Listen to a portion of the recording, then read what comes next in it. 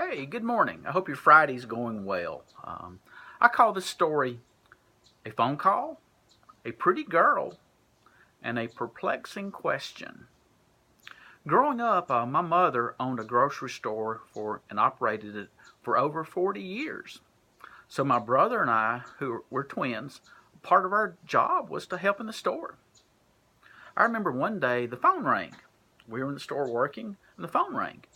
My brother beat me to the telephone, answered it, and on the other end of the line was one of the prettiest girls in the neighborhood. So you can imagine my brother is going, awesome, 15-year-old boy talking to a pretty girl on the telephone. Doesn't get much better than that, does it? So he was real excited. And the girl on the other side on the telephone said, Freddie, I need some dates. Do you have any dates? Well, all of a sudden, my brother's face went from awesome to confusion because he didn't understand the question. And he said, kind of in a stuttering voice, dates? I can't date. I'm only 15. I can't even drive a car. So he gave what he thought was a good answer. Well, the girl on the other end of the phone started laughing a little bit and said, no, you don't understand. I'm not asking you to take me out on a date. I'm asking you if you have any dates that I could put in a cake that I'm baking. So my brother's face went from confusion to embarrassment. And then so he held the phone up and said, Mom, telephone for you. So my mom came and resolved that question for the pretty girl. I'd like to tell you that I picked my brother up and dusted him off and encouraged him over that circumstance. But being 15, I laughed and kidded him quite a bit about it because it was pretty funny. And this brings me to this Sunday's lesson on Galatians chapter 6.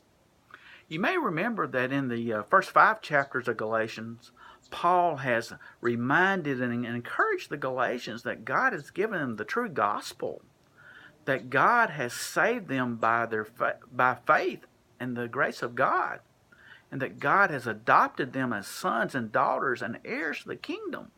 And he also instilled the Holy Spirit into their hearts to show fruit and display the marks of Jesus for the community. So Paul he reminded them of all these great things that God had done for them. And in chapter 6, he says, now, brothers and sisters, you have a responsibility, just like we do today. He said, if your brother has stumbled, pick him up. If your brother is carrying a heavy burden, help him carry it. And if your brother is disheartened, encourage him and build him back up. You know what it amounts to is Paul is once again saying, love your neighbor as you love yourself. It's a great message, and I hope you can join us. As I mentioned before, we meet in room 204 of Building E, 9:30 at First Baptist Church of Trostville. Hope I can see you there. And if you come, stay for preaching. Pastor Buddy's going to be preaching from Luke 16, telling us what Jesus Christ himself said about eternity.